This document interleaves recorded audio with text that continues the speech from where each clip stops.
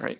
Hello, everybody, and welcome to the April 27th, 2021 instance of the Kubernetes SIG Windows community meeting. As always, these meetings are recorded and uploaded to YouTube, so please be sure to adhere to the CNCF Code of Conduct. All right, let's get started. I think we're still doing some intros for everybody who's new. I think most of the people on the call look familiar, but if there's anybody who just wants to say hi or changing plans or wants to work on something different or anything like that, please feel free to just go ahead and say hi or give an update on, if anybody wants to give an update on what they're working on, anything like that. If not, we can go into the announcements.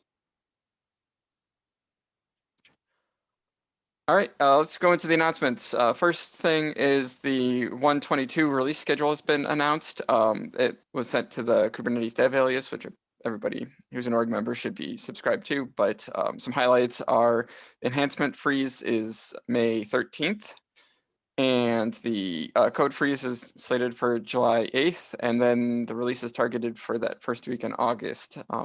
So they are, I think as discussed last week, they are trying to or they are settling on the 3 releases a year, at least for this year. So there's a little bit more time in between, but it also means that I guess if things get slipped, it is a little bit longer for them to make it in there. So just check back on the Google groups and on the Kubernetes community or release page has any updates to that too. Kind of in a similar note, the next cherry pick deadline is, I believe, May 7th, so that's coming up. I think that I know James is working on getting those fixes in for the overlay networking issues. If anybody else has any, please feel free to ping us to help get the release manager's attention, and we'll try and get those in. Next one is I will be taking the second part of my parental leave starting in May. So I'll be out and taking a little bit of vacation at the end. So I'll be out for about 2 months. But I think James and Jay and everybody else here, Arvin's been helping, Moses has been helping, everybody here can help kind of take over that. If anybody has any questions or concerns, yeah, feel free to reach out to me. But if not, I think we're leaving everything in good hands. One last announcement is KubeCon EU Virtual is starting next week. If anybody's able to or wants to attend, it's a good way to get some exposure from what a lot of the other SIGs are doing. All of the talks are always recorded and uploaded to YouTube afterwards, and all the slides are made available. So if you prefer to just catch up with those on your own time, feel free to do that. I believe the SIG Windows maintainer track talk, which has some deep dive into networking, is scheduled for about 4:10 a.m. Pacific time. So I wouldn't, if people want to just watch that recording, feel free to do that. That's, yeah, if anybody has any questions about that, also there's a lot of good resources for that. So now I think we can get into the agenda. Muzz, I see you did join the call. I know you messaged us internally yesterday saying that you had some Windows licensing updates that you wanted to provide. Do you want to go ahead with that? Yeah, that sounds good. So I think Jay brought this up and other members about, there are folks who are trying to start in Kubernetes community. Of course, we would love the help, and they would need the developer license for Windows Server 2019 to set up their cluster and get started in the community. So I asked, so I went to our the Windows leadership. They all agreed this is very important. We want developers to come. So we are working on a program, which is we're calling a developer program for community, to think about how we can provide some licenses for free, or like we could work something out with the legal department. But that's going to take some time. So I wanted to just give some of the options that are available today, and that could be readily used. I've confirmed. So starting with the Visual Studio subscriptions, I think there was a question from James last time. He was asking if they're MCN subscription. So yes, I've confirmed with, if you have a Visual Studio subscription, it's very common with companies. If you have one, you could download and use Windows Server for dev purposes. So it comes with your Visual Studio licensing. And if you have any questions there, let me know. Happy to answer. Also, I think with your free Azure account, you could spin up the Windows VM, of course, for limited time. So may not be a great option, but just trying to put those options there. And Mark, I'll put all these options in the notes after the meeting, so everybody have it for right now. Just one more option that I was told was there is a partner program that I think it is only for Microsoft licenses, but if somebody's working for one of the Microsoft partners, they have they can get the Windows Server for like extremely cheap. I think it's like under $100 or something. It has, there is some money involved, but there's that option. And the last option that I thought was the best, but I want to make sure if, what were the questions, if there are any concerns, is the evaluation version should work for 180 days. And I think from a cluster creation perspective, like, that should work for 180 days. So these are like kind of 4 options that I'll post in the SIG notes windows as well that could be used right now as we are thinking about how we can provide licenses to developers, whoever wants to contribute in the community. Thank you, Muzz. I think I missed this last week, but I think I can also reach out to one of our PMs over here in Azure who manages our the Azure subscriptions that we donate to the CNCF org.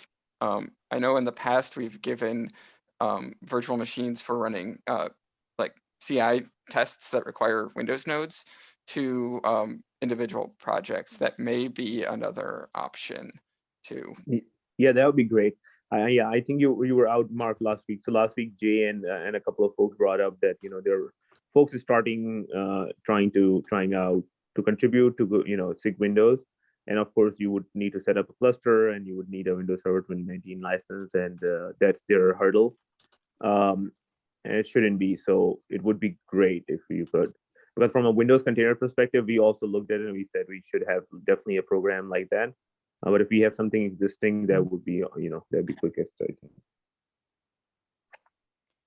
Yeah, I'm not sure how quick the last option that I mentioned is either, but if anybody is interested, try reaching out to James or myself. We can connect people with the right folks for that. Thanks, Muzz. I think this will be helpful in, getting people kind of more easily and familiar set up with the dev environment.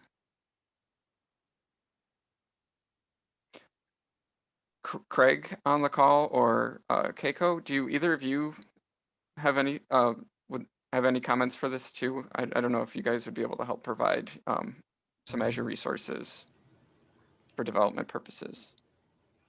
I could go and ask. Sorry, go ahead. Okay, go. Yeah, I could go and ask, but currently I don't have any contact per se. But yeah, let me go and ask about this. Did you have something to say, Craig, too? I was just going to add that typically we do these on a case-by-case basis. There isn't a clear program for that. I've asked for such a thing. It hasn't happened yet, but I'm happy to take case-by-case to figure out how to provide the right resources. All right, thanks. Yeah, thanks all. I guess last week I watched a recording too. Were there specific asks, or was this just a general question? Because that might also help influence or select one of these options. I think Jay. I think Jay is not today here in the meeting, but I think he brought it up as I think he's working with, or James are working after hours. Some of the folks wanted that. So it wasn't a general question, it was like a specific, but also kind of general. I mean, because, we're trying to set up that after hours and like make it easier for folks to contribute. And I think going through like setting up instructions or whatever James and G are working, which is pretty awesome. That's one of the things they want to include there, that, hey, you can set up the environment this way, and if you need a Windows license, this is how you get it. Makes sense. Yeah. Friedrich is actually doing all the work. So Friedrich, what are you using for ISO images right now? I'm using a validation, this 180-day validation image for that. Yeah. Yes, I think that would be that eval version that was mentioned. Yeah, and I've confirmed. I mean, you could use it this way. Like there is, like it's all good to use it that way. But we'll find other ways as well to provide licenses.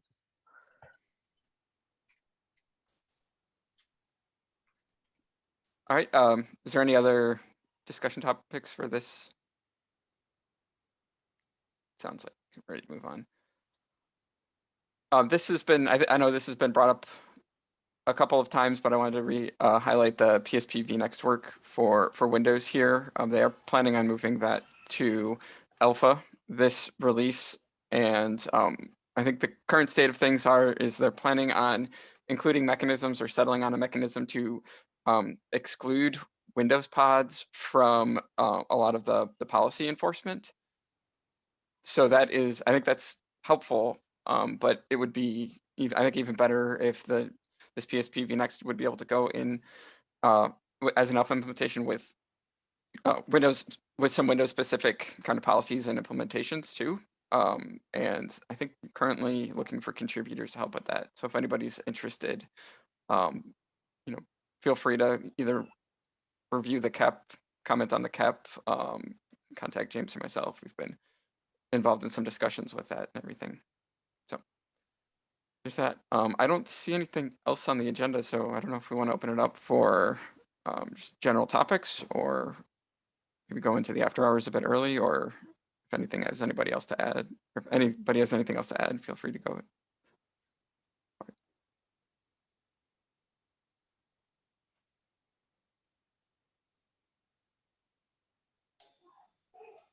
Hey, Mark, can I ask about some Windows container issues, some GitHub issues I opened in the Windows containers GitHub? Sure. Can you add them to the agenda too, so that we can open up the links? Okay, just a second.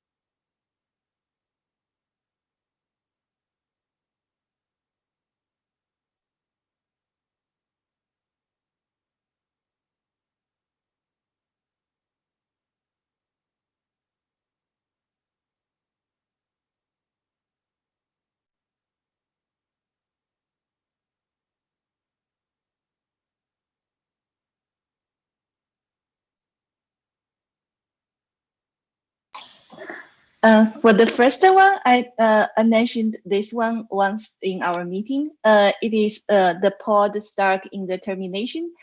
So I go back and gather more events from the kubelet. So it seems that I feel this seems a little bit familiar, because it seems that in the past some Docker side have some similar issue as well. It's like they try to delete a log file, but it was not able to. Usually it is being held by some other processes. So Okay. but I do see some AKS side fix some issue, fix some racing, improve the racing conditions. Yeah, I mentioned the AKS one in the first one, first comment. So I'm not sure if this is still repro in AKS, or it is related to certain Docker version. So or I'm just not sure whether or not this fix is really take the impact for all the clusters, or Because the fix seems to be very general. I feel it should be, but the first thing I want to know is whether or not this still repro in AKS. Keiko, do you have any comments on that? I'm not too familiar with what all issues have been reproing Is in this about AKS. Docker or container? Which runtime? Container runtime is this? It looks like from the comment it's Docker. Interesting. So this is quite an old issue, and it looks like it was closed. So I'm going to assume that it's not still reproing in AKS. There Yeah, were at some point, I multiple think issues why like Windows Node not ready happened, and some of them, again, it does relate to the container networking. Yeah, let me check back on this. Oh yeah. So fix on 10C. Yeah, so this one is because this is exactly because of that. There was an HNS issue. Yeah, there was an HNS issue that happened on the OS that caused a lot of issues, and we had to postpone it and provide 10C instead, working with the container networking team on the Windows side. Yeah, so I think that this issue was there with the October security updates. There were some issues with the container networking, but I believe that's been resolved. It's been resolved because what we do is November, December. So what we do is sorry, go ahead, please. So you mentioned the 10C patch. So can you tell me which it's exactly the patch build ID or something? You know, I'll put it on chat, but what we normally do is we receive the Windows operating system with the patches on every month. And we do update them. So it's a monthly update that customers will need to do manually. And let me post you the release note information so that you know, like, what's been released recently. And we're also trying to put actually, sorry. We also do that. It's like a Tuesday patch, but so do you mean what I was asking is because because we also release the node images. So I just want to be clear which patch, so I can check when this cluster repros whether or not that node image has that patch. I would just take the latest one. Yeah, so all of the Windows server updates for Windows Server 2019 and later, and I believe previously, are cumulative. So if you take any of the recent patches from the past 6 months, it would have included any fixes to address this issue. That's correct. But we can try and provide the exact. Yeah, but the problem is this doesn't repro consistently. So if we want to suggest someone to upgrade, we cannot suggest upgrade immediately to the latest. Usually it's like to the closer version. So that's why I want to make sure. But if this is just, or go ahead, Perry. Sorry, this looks very similar to an issue that we've had that me and James have seen at some point on Container D, but because it looks like the logs saying access denied, which means it's still open, and then the finalizer can't delete it, and then it kind of just sits in this never-ending state. But I don't know where that issue got to. I don't know if James, if you remember. Yeah, it looks like a different set of error messages. I was thinking the same thing, but it does look like a different set of error messages. Yeah, and it looks like there was also a fix that was submitted to the kubelet to help fix that up, which I have open here, which was cherry picked a long time ago. Well, a long time ago in Kubernetes time that should have addressed that issue too. So it's possible that it's a different issue. As Keiko mentioned, there are a lot of different ways that you can kind of see these same symptoms where you get stuck terminating. So does it mean that it's like both version? It's like Kubernetes version matters, and also the Windows patch version also matters, right? It's like you needed to upgrade to certain Kubernetes version, and also you needed to apply certain Windows OS patch. I think that those were two different fixes that would both help things out. I think the issue was that there was that just from reading this, it seems like there's something that's stuck getting cleaned up.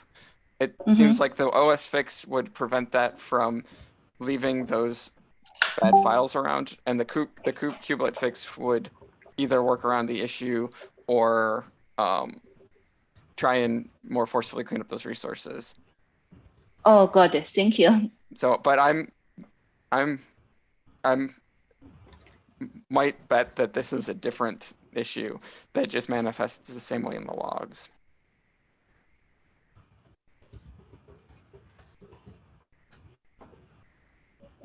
So I think we can take another look at this. I see James asked, which OS version? We can. Oh, okay. I can run the command and find it out. I will put it in the log later. Yeah. Yeah, let's take a look at the other issue too.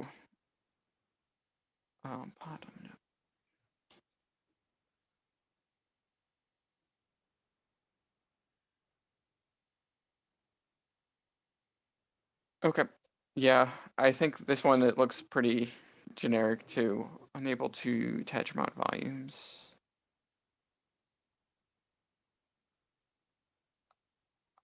Does this look familiar to anybody? I don't know if this probably doesn't have quite enough log or details either to help drive an investigation.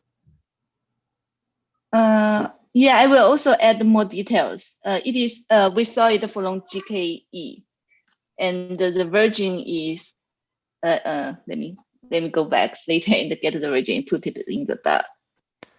Yeah, it looks like it's the token volume mount that is causing an issue.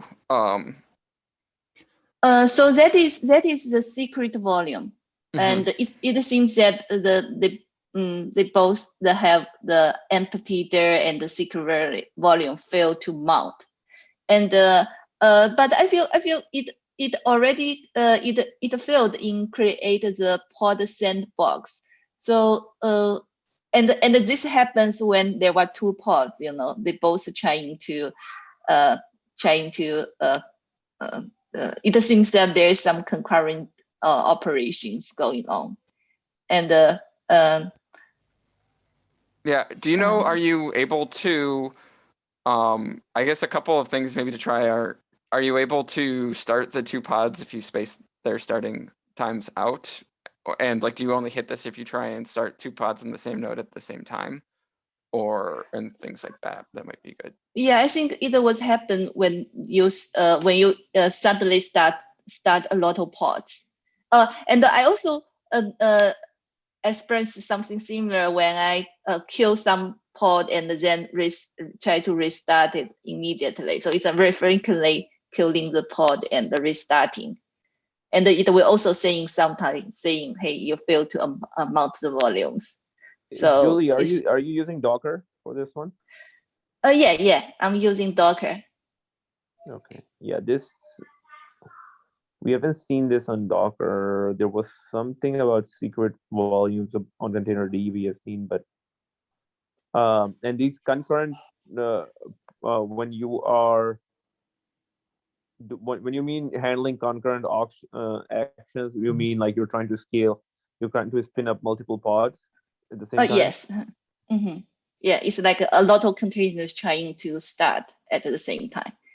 Okay. Like these two are on the same node. Okay, and then does the node have enough resources like memory and CPU? Are you watching that while that is happening, or is it running out of resources? Let me see. I didn't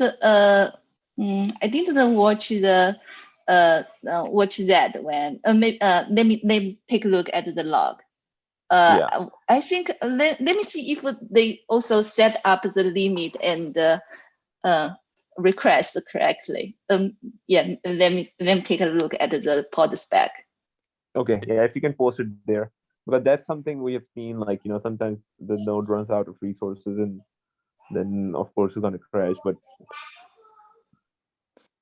yeah, for this one, it might be interesting to comment on what the node configuration is, like the node size, what the system reserves are, and like how many pods you see spinning this up with? I don't, we haven't seen, this doesn't seem to be too widespread. Otherwise, I think I'd see more issues in Kubernetes about this. So it could just be okay. specific. Oh, The okay. post Then spec I will would go also- back. The post spec would also be useful to post, especially the used image. The post log. The pod spec. Oh, pod spec. Oh, okay. Pod Yeah. spec. Okay, Yeah, let me if- go if- back and get some more information.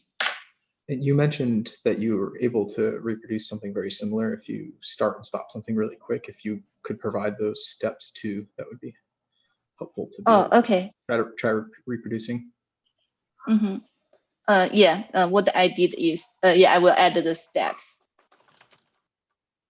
Thanks. Thanks.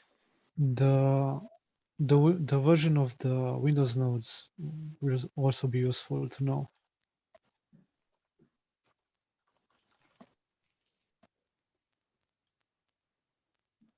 Yeah, I think we'll have to just wait for more information for this one. Okay, thank you. Yep, thank you for filing that. And hopefully we can address it. I think we're kind of getting to the top of the hour. Does anybody have any thing else to discuss? Otherwise, I'll probably hand it over for the after hours pairing session.